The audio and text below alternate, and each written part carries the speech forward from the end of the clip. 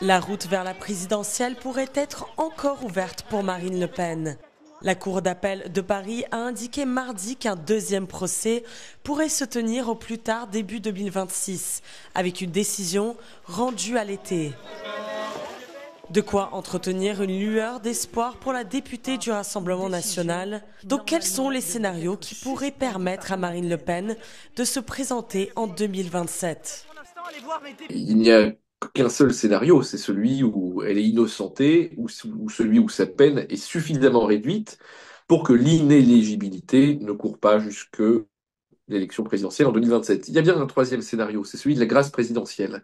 Mais il faut rappeler que le président de la République ne peut gracier que pour une condamnation qui est définitive. Définitive. On ne peut donc exercer ce droit de grâce que si Marine Le Pen a terminé d'épuiser les voies de recours.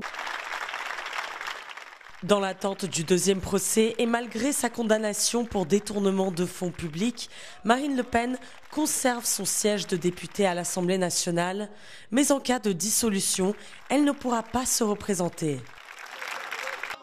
Mais cette décision de justice n'est pas sans conséquences pour son parti.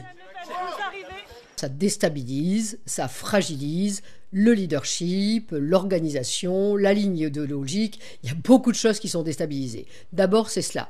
Maintenant, il peut y avoir résilience, évidemment, et puis il peut y avoir peut-être cette seconde solution que serait Bardella. L'état de droit, là, c'est la négation de l'état de droit. Un plan B comme pour Jordan Bardella, le président du parti Rassemblement national et poulain de Marine Le Pen, qui pourrait la remplacer comme candidat à l'élection de 2027.